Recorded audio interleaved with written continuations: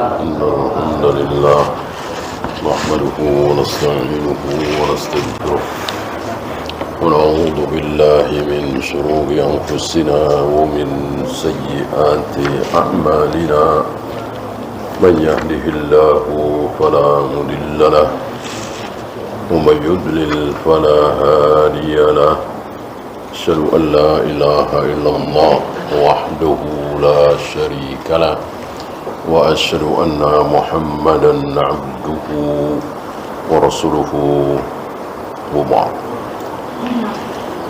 Kita melanjutkan zahir dalam masalah hukum. Menilai sesama muslim harus berdasarkan zahir, tidak boleh batin.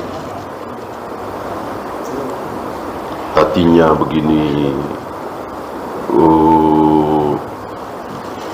batinnya begini.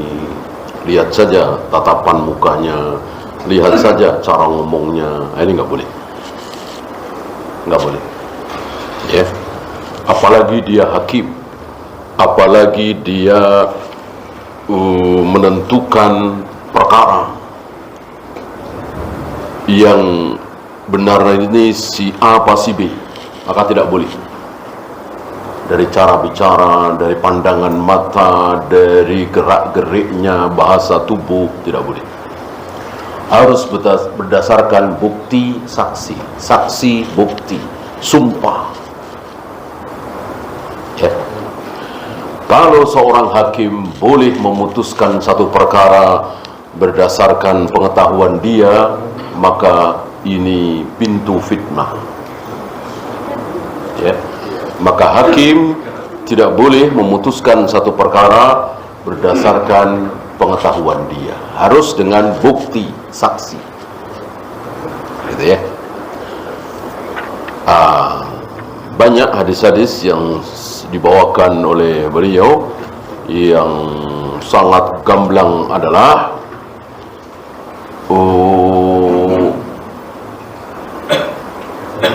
tangan dia sudah terpotong. Ini dalam jihad, tangannya sudah terpotong, lalu dia membalas. Saat dibalas, sudah pedangnya si musuh sudah mental.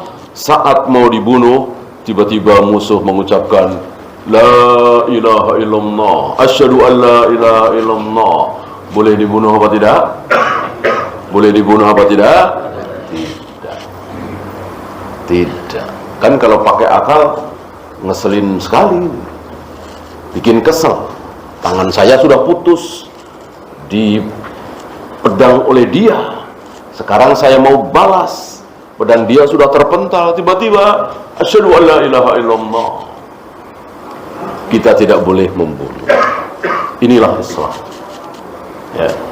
Maka ini terjadi pada diri Usamah bin Zaid. Kisah ini sampai kepada Nabi alaihi salatu wassalam, dan Nabi marah semarah-marahnya.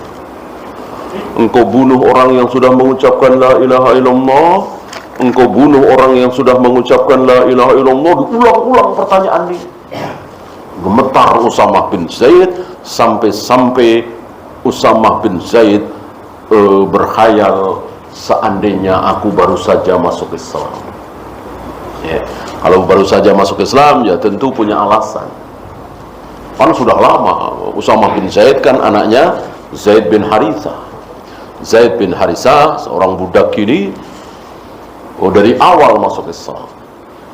Berarti anaknya Usamah bin Zaid dari kecil. Ya. Ya, sekarang kita masuk hadis terakhir. Hadis 395 dari bab ini, ijra'ul ahkam, ahkamin nas ala dhahir.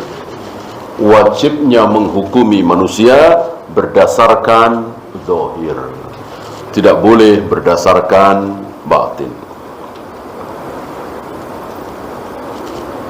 Hadis 395. Wa an Abdullah ibn Utbah ibn Mas'ud, Abdullah bin Utbah bin Mas'ud qala, Sami'tu Umar. Bukan sami'tu Rasulullah, tapi sami'tu Umar. Ya, berarti ini ucapan Umar. Ya. Umar bin Al-Khattab radhiyallahu anhu yaqul. Umar bin Al-Khattab berkata. Umar ini ya, bukan Nabi ya. Nah, taulah kita dari sini dan dari hadis-hadis lain bahwa ucapan Umar, ucapan Utsman, ucapan Ali, ucapan Abu Bakar, ucapan Aisyah itu dipakai sebagai hukum ketika membawakan perbuatan Nabi, sunnah Nabi, manhaj. Ya. Dikeliru kalau orang mengatakan pedoman kita cuman apa kata Allah, apa kata Rasulullah, titik. Itu kan kata Abu Bakar, itu kan kata Ali, itu kan kata Abu Hurairah. Sombong, sombong, ya. Seolah kita mensejajarkan diri dengan Abu Hurairah, dengan Ali, dengan Abu Bakar. Mereka tentu lebih faham tentang sabda Nabi daripada kita semua. Ya.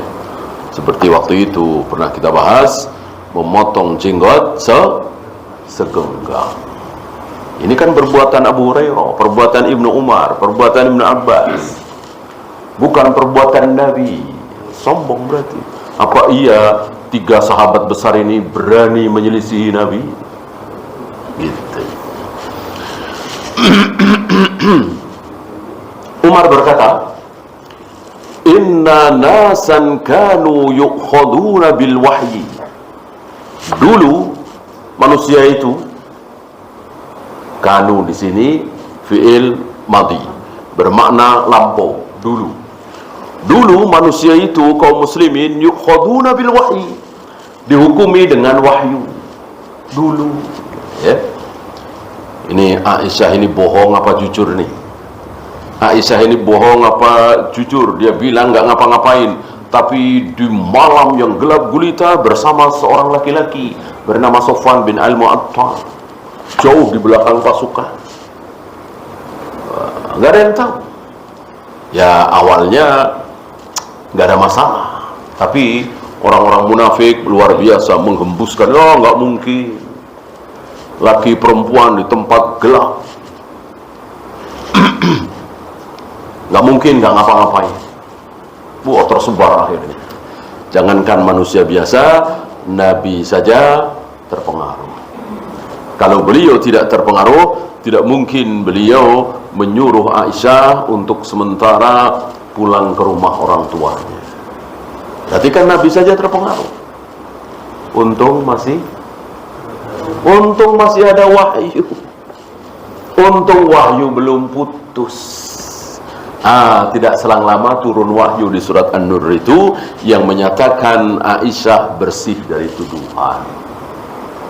Itu dulu kata Umar. Umar berbicara ini Rasul sudah wafat. Itu dulu. Termasuk Ka'ab bin Malik. Benar gak nih Ka'ab bin Malik? Diampuni apa tidak?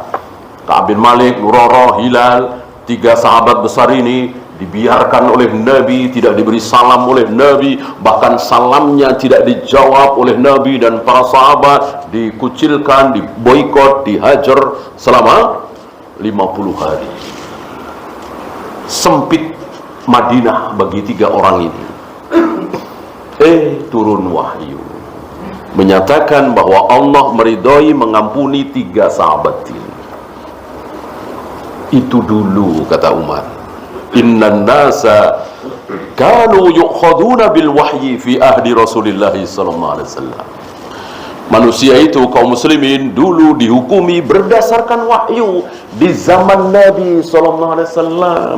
Itu dulu, sekarang tidak lagi.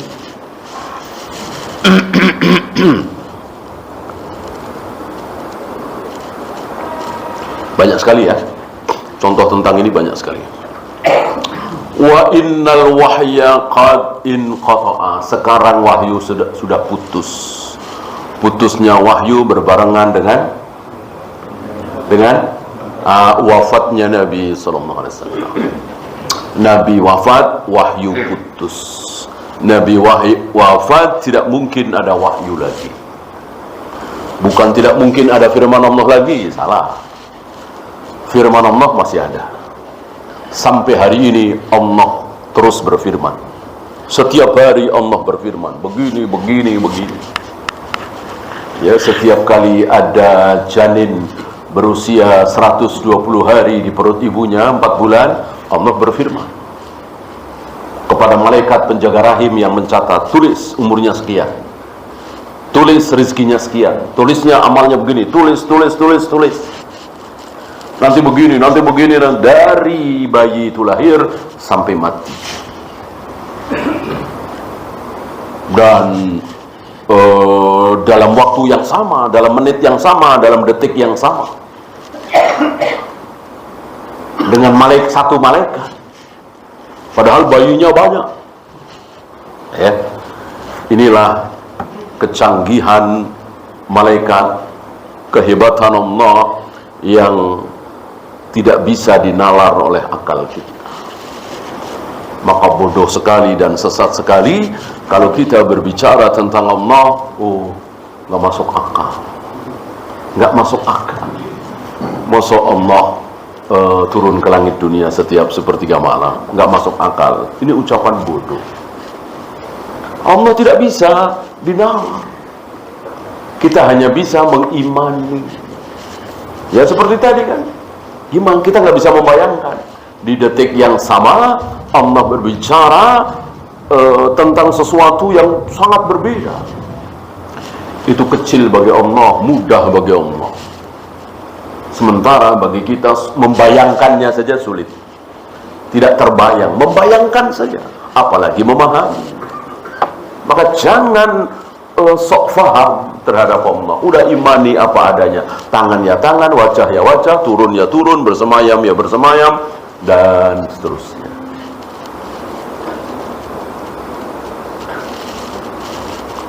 Wa inna ma na'khuduhum al'an bima dhahara lana min a'malikum. Berhubung sekarang wahyu sudah putus, tidak ada wahyu lagi, maka kami akan menghukumi kalian berdasarkan zahir amal kalian, tidak berdasarkan wahyu. Ya. Maka tidak benar seorang hakim ketika memutuskan perkara ini yang benar si A apa si B ya, lalu minta petunjuk kepada Allah, nunggu wangsit, nunggu petunjuk, nggak benar, nggak boleh. Ya, harus dengan saksi, bukti, sumpah boleh. Tidak boleh minta petunjuk lalu seolah petunjuk ini pasti benar. Ya buat apa saksi, buat apa bukti? Ya, buat apa Nabi bersabda, orang yang menuduh harus bawa bukti. Orang yang dituduh berhak bersumpah. Ini sabda Nabi alaihi salatu wassalam. Buat apa kalimat Nabi ini? Ini kan ucapan Nabi untuk para hakim. Jadi nggak boleh kita sembarang menuduh. Dia mengambil motor saya, dia mencaplok tanah saya setengah hektar, dia begini, nggak boleh. Kecuali bawa bukti. Harus dengan bukti, nih buktinya. Gitu. Nah, bukti itu diterima oleh hakim. Mau mana surat-suratnya, mana tanda tangan dan seterusnya. Kalau sekarang, ya, nggak boleh si hakim ini udah nggak usah bukti-buktian, ya. Biarkan saya sholat istikharah, biarkan saya bermunajat, biarkan saya menunggu wangsit. Tidak boleh.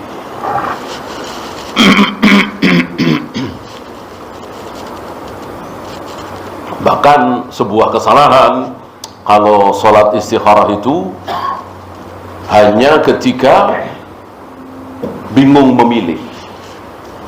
Kalau tidak salah pernah kita bahas dulu ya. Ketika antum hanya ada satu pilihan, apa? Dagang. Ya, nggak ada keinginan sedikit pun untuk bertani, jadi karyawan. Pokoknya bismillah, lulus kuliah, dagang. Misalnya, kan? Kebetulan ayah ibu antum keturunan ahli dagang. Antum tertarik dengan dagang, bahkan sambil kuliah, bahkan di SMA sambil dagang, dan lumayan laris. Maka lulus kuliah, bismillah, nggak ada keinginan lain, cuman satu, dagang. Masihkah disunahkan sholat istikharah? Masihkah? Masih. Karena kita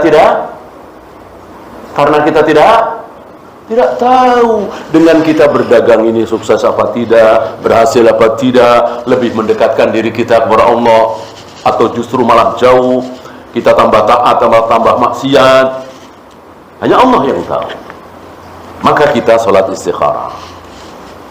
Ya, intinya seandainya dengan berdagang ini lebih mendekatkan aku kepada Engkau ya Allah, lebih membuat aku taat kepada Engkau ya Allah, dan seterusnya, bukakanlah jalan. Tapi seandainya dengan berdagang ini malah menjauhkan aku dari Engkau, betul aku sukses laris, tapi malah aku lupa diri, malah jarang ke masjid dan seterusnya, maka tutup jalan ya Allah. Kira-kira begitu. Jangan merasa pede bahwa ini pilihan satu-satunya, ngapain istikharah, salah. Sebagai bukti, sebagai tanda bahwa kita itu nggak tahu apa-apa. Wa ma utitu minal ilmi illa qalila. Kita diberi ilmu oleh Allah itu sedikit sekali. Imam Bukhari ketika sudah menyelidiki dengan penyelidikan yang luar biasa berdasarkan ilmu beliau, sampai dalam satu malam itu bangun, tidur lagi, bangun, meriksa catatannya, tidur lagi, bangun, tidur lagi. Itu di waktu di mana beliau istirahat.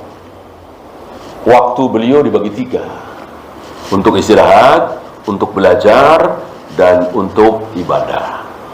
Untuk istirahat, untuk belajar, dan untuk ibadah. Nah, waktu yang sepertiga untuk beliau tidur ini, istirahat ini, itu masih terbangun, lihat catatannya begini-begini, dan tidur lagi. Orang emang waktunya tidur? Ya, mungkin dalam tidurnya konsentrasi beliau ke hadis kan luar biasa. Terlelap sebentar, mungkin 10 menit, 5 menit, terbangun lagi, ingat catatannya, dilihat lagi dengan penerangan yang minim, ya. Kalau dingin luar biasa, kalau panas luar biasa.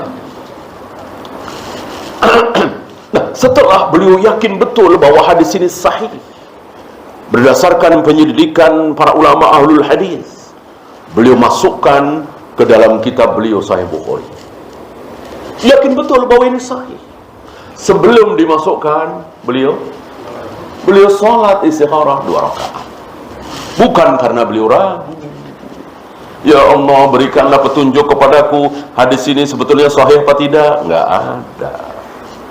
Nggak ada. Semuanya berdasarkan ilmu hadis. Tidak boleh mempelajari ilmu hadis dengan pertanyaan-pertanyaan seperti itu. Kalau boleh lalu ada jawaban dari Allah, buang itu ilmu mustalah hadis, nggak perlu ada.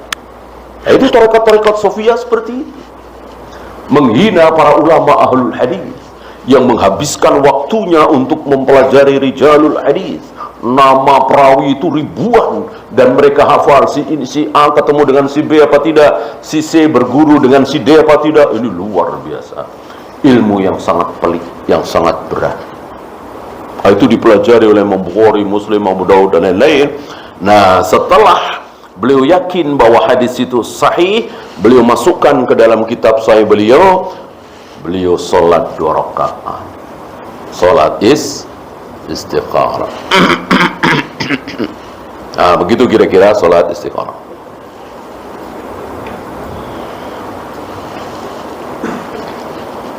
Wa inna ma na'khudhukum al-an bima dhahara lana min a'malikum. Untuk sekarang, karena sudah tidak ada wahyu lagi, Nabi sudah wafat, tidak mungkin ada wahyu turun lagi, maka kami hukumi kalian dengan apa yang nampak, apa yang dohir. Ya. Bahkan tentang hal ini Nabi pun pernah bersabda, barang siapa yang datang kepadaku membawa bukti, membawa saksi, ucapannya kuat, maka aku menangkan, walaupun dia bohong. Gitu. Barang siapa datang kepadaku tidak bawa bukti, tidak bawa saksi, dan ucapannya tidak baik, maka aku kalahkan walaupun dia benar. Maka Nabi mencontohkan dalam memutuskan perkara manusia tidak berdasarkan wahyu. Sebab kalau beliau dengan berdasarkan wahyu, ya berat sekali, ya. Dan itu banyak terjadi, ya, banyak terjadi. Ada banyak contoh.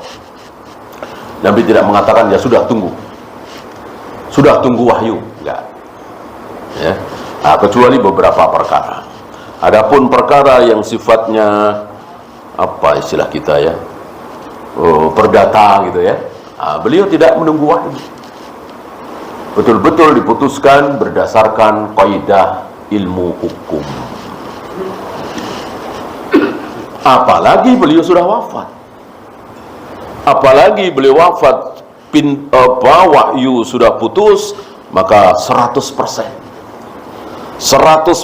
para hakim memutuskan perkara harus berdasarkan zahir. Faman azhara lana khairan ammannahu wa qarrabnahu. Barang siapa yang menampakkan dirinya baik, zahirnya jujur, zahirnya amanah, maka kami berikan keamanan, kami dekatkan dia, kami jamin dan suruh kami menangkan. Walaysa lana min sariratihi syai', bukan urusan kami tentang rahasia dia. Ada rahasia begini, oh bukan urusan kami, kata Umar. Ya.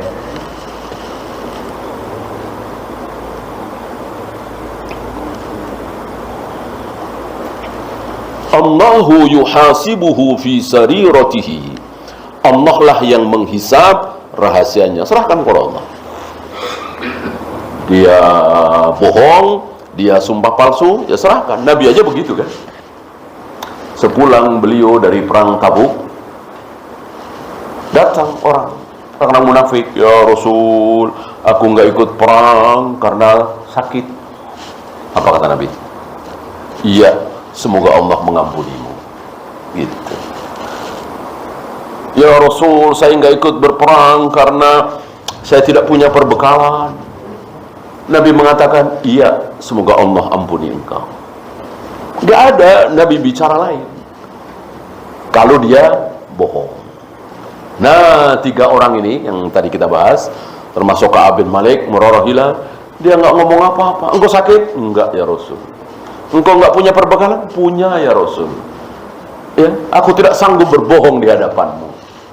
Seandainya Ka'ab bin Malik berani bohong, akan diperlakukan seperti tadi. Iya, semoga Allah mengampuni. Begitu. Tapi Ka'ab bin Malik tidak mau bohong. Ya. Ka'ab bin Malik mengatakan, seandainya yang berada di hadapanku bukan engkau ya Rasul, aku bisa bicara. Aku orang yang bisa bicara, yang dengan bicara itu engkau tidak murka kepadaku. Tapi yang ada di hadapanku adalah engkau utusan Allah, Rasulullah. Aku tidak bisa bicara apa-apa. Aku tidak sakit, perbekalanku cukup. Bahkan yang lain mempersiapkan 1 kuda, aku 2 kuda. Sudah dipersiapkan oleh Ka'ab bin Malik. Insyaallah antum tahu jalan ceritanya Ka'ab bin Malik di boikot 50 hari ya. Nah, karena Ka'ab bin Malik tidak mau bohong, tidak ada bukti, tidak ada saksi yang meringankan, maka kata Nabi, ya sudah, tunggu keputusan Allah. Untuk sementara Nabi melarang seluruh kaum muslimin berhubungan dengan Ka'ab bin Malik, ngobrol dengan Ka'ab bin Malik, memberikan salam, bahkan salamnya jangan dijawab. Ya, bersama 2 lagi, Murarah dan Hilal. Gitu. Karena tidak mau berbohong, ya lihat dohirnya. Ya. Tapi cuman 50 hari.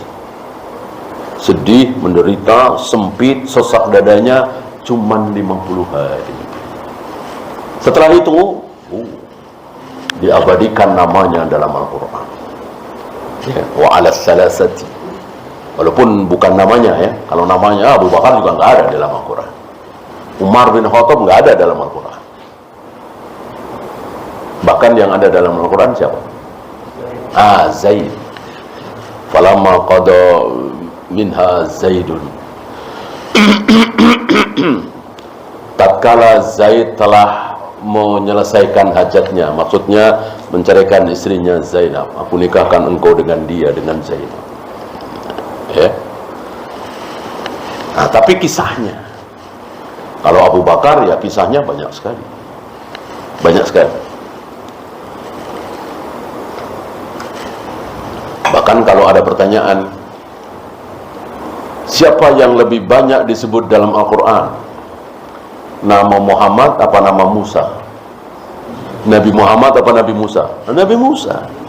Nabi Musa jauh lebih banyak disebut namanya dalam Al-Quran daripada Nabi Muhammad SAW. Apa? Nama.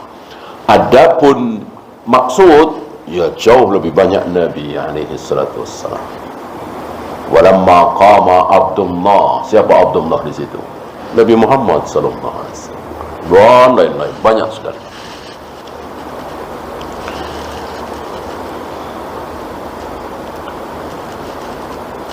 Waman azhara lana su'an.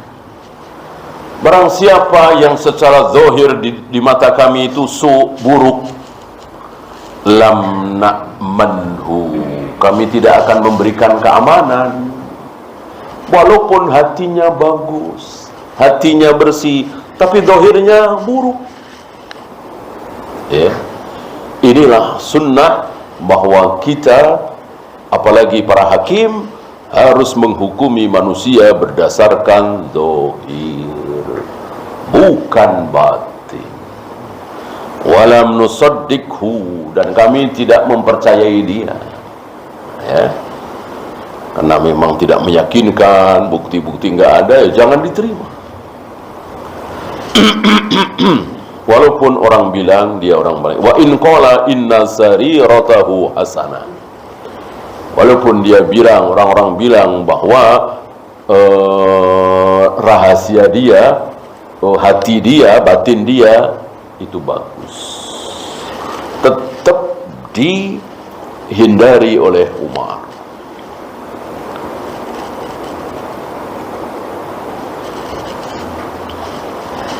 Ya, rawahul Bukhari, hadis ini sahih riwayat Imam Bukhari. Ada 1, 2, 3, 4, 5, 6. Ada 6 kesimpulan dari hadis ini, 6 fawaid. Yang pertama, ikhbaru Umar radhiyallahu anhu amma kana alaihi an-nas fi ahdi Rasulillah sallallahu alaihi wasallam wa amma sara ba'dahu. Di sini Umar membandingkan keadaan di zaman Nabi dengan keadaan di zaman Umar. Berbeda. Ya tentu dimulai dari Abu Bakar, ya, bukan dimulai dari Umar. Bahwa banyak hal yang diputuskan secara wahyu ketika Nabi masih hidup. Tapi ketika Nabi sudah wafat, tidak ada. Tidak ada sama sekali yang berdasarkan wahyu, berdasarkan wangsit, berdasarkan istikharah, tidak boleh, ya. Maksudnya istikharah itu bukan untuk mengambil keputusan, tapi betul-betul untuk sebagai tanda bahwa kita memohon kepada Allah, bahwa kita sebagai manusia yang tidak tahu ini baik apa tidak, ya. Jadi keliru kalau antum setelah istikharah, misalnya antum bingung nih, mau dagang saja apa mau ngelamar kerja saja, bingung ya, lulus kuliah, lalu sholat istikharah sekali, 2 kali, 3 kali, kok belum ada jawaban, ya. Dagang apa kerja, kerja apa dagang, nunggu sholat istikharah, kok nggak ada jawaban. Betul itu berarti itu? Tidak betul, salah. Itu istikharah yang salah. Jadi tetapkan dulu Ketika bingung ya, kalau contoh yang tadi kan nggak bingung, sudah satu pilihan mau dagang. Sekarang bingung nih, mau dagang, mau kerja, mau kerja, mau dagang. Nah, pikirkan, kalau dagang begini-begini, kalau kerja begini-begini, ya, dengan pertimbangan terus. Nah, dengan akal kita yang sederhana ini, tentukan dagang misalnya. Nah, setelah itu baru sholat istikharah, gitu ya. Maka sekali lagi keliru kalau sholat istikharah itu kemudian pasti ada jawaban. Sebab ini bahaya ya, bahaya. Taruhlah setelah bingung mau dagang apa kerja, lalu istikharah 3 kali, habis itu mantap, bahkan lewat mimpi. Asal mimpi dagang, asal mimpi dagang. Bahkan ada suara, misalnya dagang, misalnya kan. Oh, mantap sekali, mantap sekali. Nah, begitu dagang 3 bulan bangkrut. Coba, apa ini mustahil? Ya tidak mustahil. Takdir kan rahasia, hanya Allah yang tahu. Dagang 3 bulan bangkrut, utangnya kemana-mana, bahkan terlilit hutang riba segala macam. Bisa menyalahkan Allah. Katanya dagang, ya kan? Udah dagang begini, nggak bisa. Ya, maka bukan seperti itu. Dan saya sering mendengar seperti itu. Saya sudah istikharah, saya sudah mantap, tapi kenapa akhirnya begini? Takdir rahasia. Jadi betul-betul istikharah itu sebagai bukti, sebagai tanda bahwa Allah Maha Tahu, kita nggak tahu apa-apa. Walaupun kita mantap sekali, yakin sekali.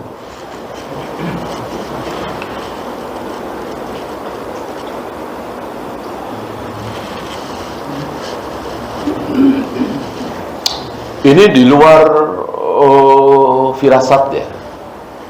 Ini di luar firasat. Kalau firasat apa istilahnya? Muhaddas.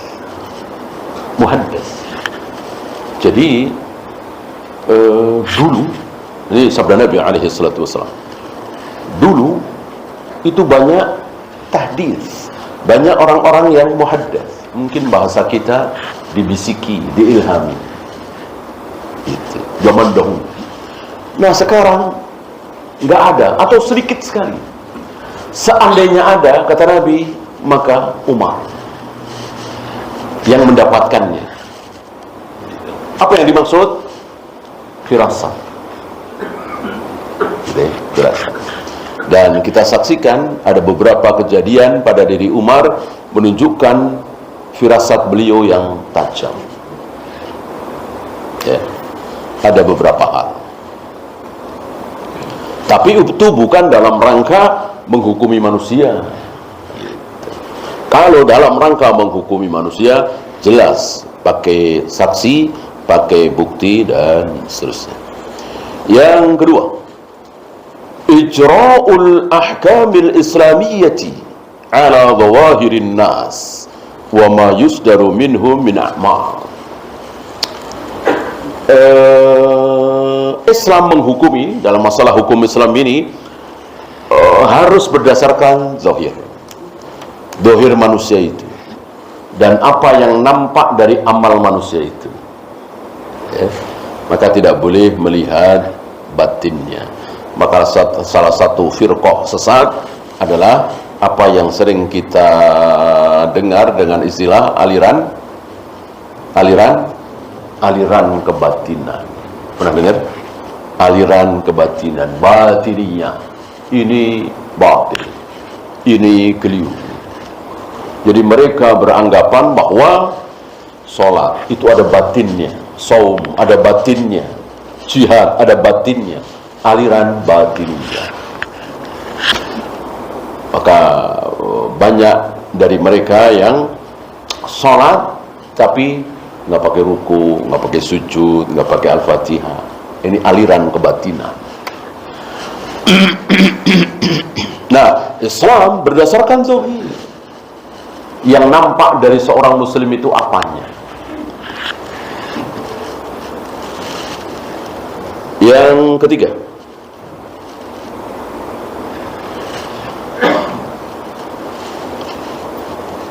la tusawwigun niyatul hasanatu fi'lal ma'siyah.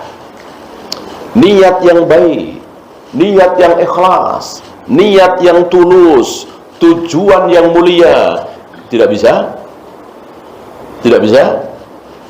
bisa menghalalkan yang haram.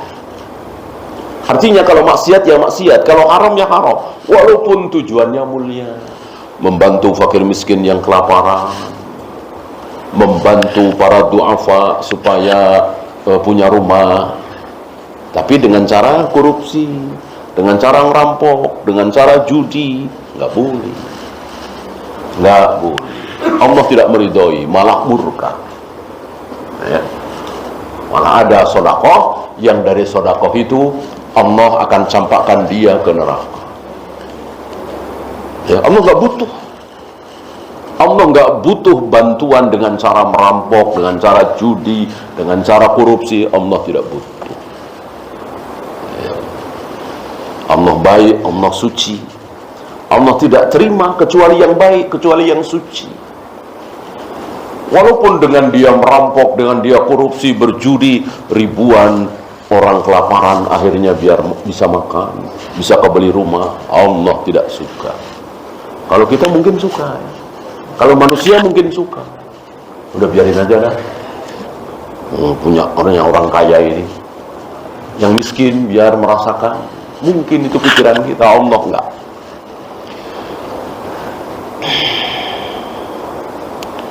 Wala tuskitu iqamatal hudud wal qisas. Dan juga niat yang baik itu tidak bisa membatalkan qisas, hudud. Ya. Niatnya baik, dia mencuri, tetap potong tangan. Dari apa yang dia curi itu dia nggak makan sepeser pun, semuanya buat fakir miskin. Tetap potong tangan, potong tangan.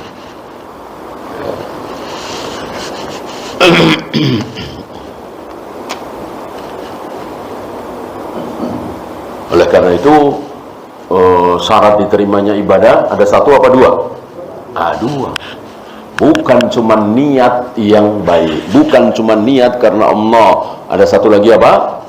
Benar. Benar itu yang dimaksud mencontoh Nabi SAW. Kalau mencuri kan tidak benar, berjudi kan tidak benar, maka tidak diterima. Walaupun niatnya mulia. Kemudian yang bagi ala ra'i al-adlu fir ra'iyah. Wajib bagi para pemimpin untuk adil dalam kepemimpinannya. Dan adil di sini versi siapa? Versi Allah, versi Islam, bukan versi manusia. Kalau versi manusia barangkali Islam itu tidak adil. Ya.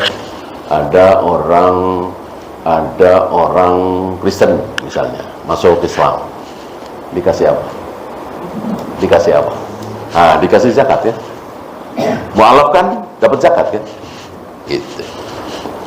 Sekarang balik, ada orang Islam masuk Kristen, disuruh balik nggak mau, dia baik. Dibunuh. Coba tanyakan orang Kristen, tanyakan orang Buddha, Hindu, tanyakan bahkan orang Islam yang awam, adil apa enggak? Insya Allah nggak bilang adil. Nggak adil lah. Nggak adil. Ada orang Kristen masuk Islam dikasih harta, ada orang Islam masuk Kristen dibunuh. Adil dari mana? Adil dari mana ini? Ya. Sekali lagi, adil ini versi Islam, versi Allah, bukan versi si A, si B, si C. Ya, Allah Maha Adil. Oleh karena itu, ketika Rasul dibilang tidak adil, masih ingat? Kapan Rasul dibilang tidak adil? Ketika beliau membagi harta rampasan perang dengan tidak sama, tidak rata. Ada yang diberi banyak, 100 ekor unta, Aqra bin Habis, Muawiyah, Abu Sufyan, 100 ekor unta, berapa ratus juta itu. Ada yang diberi sedang-sedang saja, ada yang diberi sedikit, ada yang tidak diberi. Ya, keluarlah kalimat ini tidak adil dari seorang yang sangat buruk, cikal bakal Khawarij Dzul Khuwaisirah.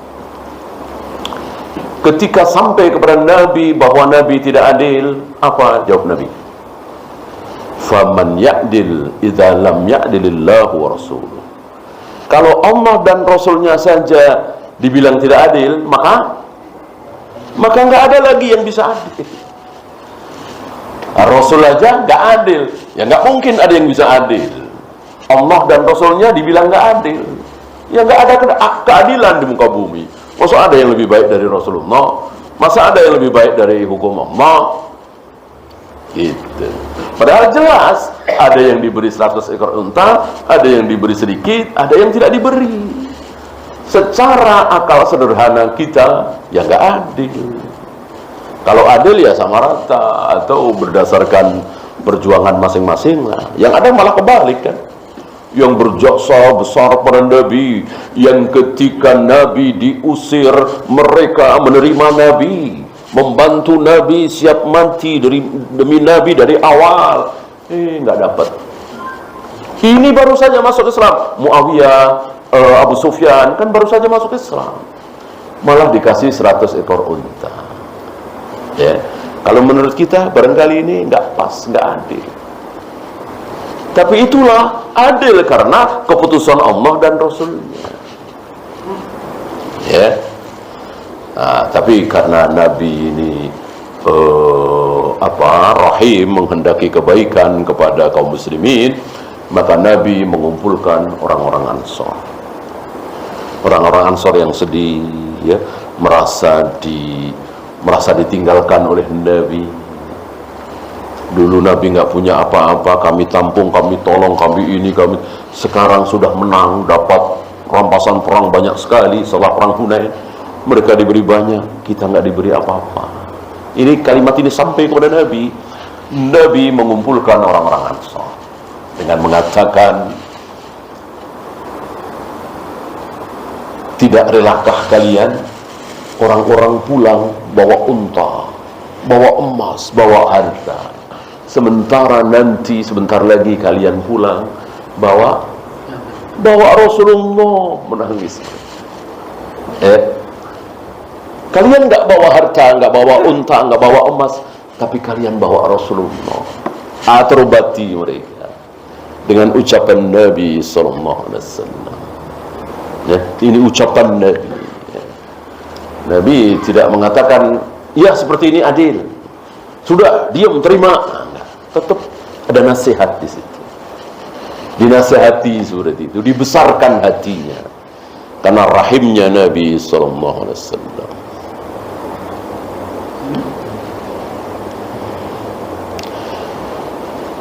Wa infadhu hukmillah fi syarif wal wadi' ala haddin sawa, dan menghukumi manusia baik yang mulia, yang rendahan, yang kaya raya, yang miskin, itu dengan sama, artinya di mata hukum sama.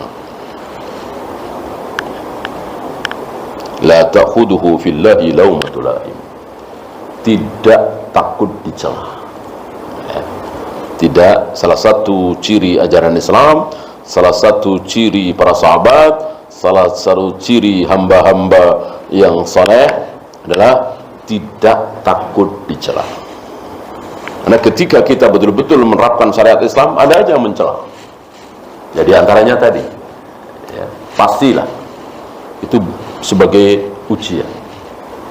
Ketika kita menerapkan syariat Islam, ketika kita menjalankan sunnah dengan sebenarnya, ada aja celah untuk kita dicela, pasti.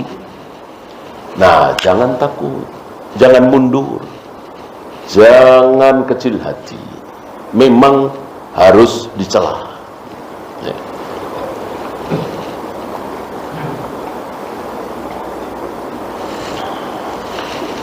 Imam Ahmad dan teman-temannya aja habis dicela sebelum kedatangan Imam Syafi'i ke Baghdad. Jadi ketika mengimani ayat-ayat Al-Quran, hadis-hadis Nabi apa adanya, terutama hal-hal yang gaib, itu dicela oleh ahlul kalam, falasifah, mu'tazilah. Mereka merasa sebagai manusia terdidik, berpendidikan, akalnya luar biasa.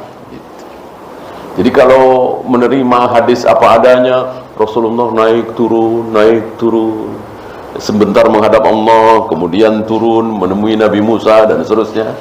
Diledek oleh mereka. Diledek oleh mereka. Kok begitu? Termasuk Nabi Musa menampar pipi malaikat maut, matanya mencelat jatuh. Ya. Ini sahih Imam Bukhari. Dicela oleh mereka. Apaan itu? Termasuk ketika Allah turun ke langit dunia, dicela mereka.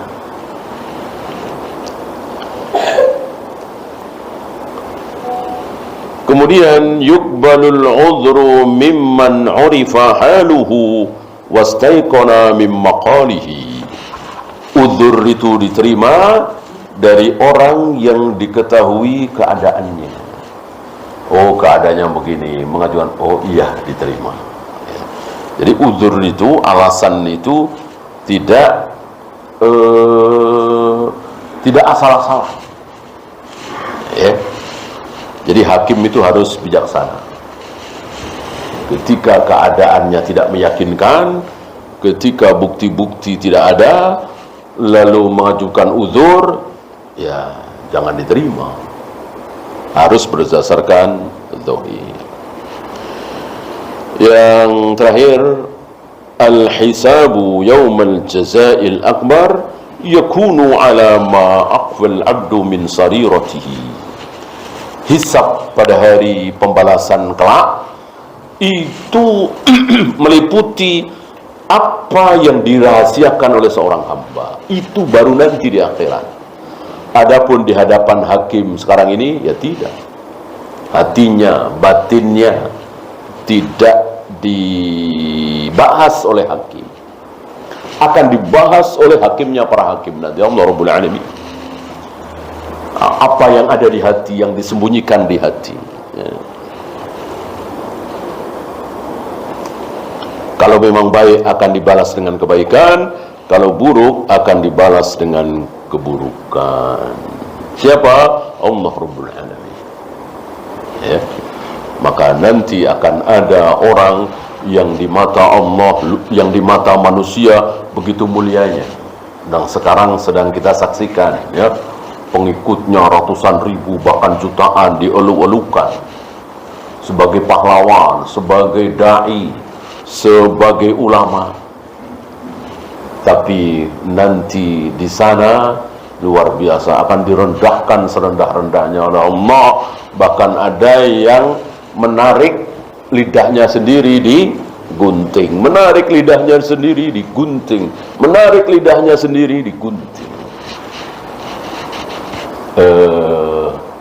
Abu Bakar, Umar, Utsman, para sahabat tidak menyaksikan orang-orang seperti itu. Kita sekarang sedang menyaksikan. Ya, dimana tidak akan digunting lidahnya, dengan beraninya dia berbohong, membohongi jamaah. Diam jamaah. Rasulullah datang nih. Rasulullah datang nih. Begitu beraninya. Begitu beraninya. Abu Bakar saja tidak pernah mengatakan seperti manusia yang paling dicintai oleh Nabi. Siapa? Abu Bakar. Nabi sendiri yang bilang, ketika Amr bin As baru saja masuk Islam, tapi baru beberapa hari masuk Islam, ditunjuk sebagai komandan pasukan. Di sini Amr bin As merasa tersanjung, GR. Maka Amr bin As merasa sebagai orang yang sangat dicintai oleh Nabi SAW. Maka Amr bin As ingin memastikan, benar apa tidak kalau aku ini manusia yang paling dicintai oleh Nabi. Maka bertanyalah Amr bin As, ya Rasul, siapa manusia yang paling engkau cintai? Dengan jujur Nabi menjawab, Aisyah. Enggak, maksud saya yang laki-laki gitu. Ya, maksud saya yang laki-laki. Berharap namanya disebut. Nabi jujur, oh kalau begitu bapaknya Aisyah. Bapaknya Aisyah siapa? Abu Bakar. Ya, kata Amr bin As, setelah itu siapa? Berharap nomor 2 lah disebut. Setelah itu Umar. Bukan dia, bukan nama saya. Ini kan cerita sendiri di akhir ini, ya, nggak jujur. Ditanya lagi, nggak ada. Maka aku berhenti, nggak nanya lagi. Aku takut urutan terakhir. Ya. Ini kejujuran dari Amr bin As. Ya. Jadi Nabi mengaku sendiri manusia yang paling beliau cintai adalah Abu Bakar, Umar. Nggak pernah Abu Bakar, Umar mengatakan diam-diam Rasulullah datang. Ya, nggak ada.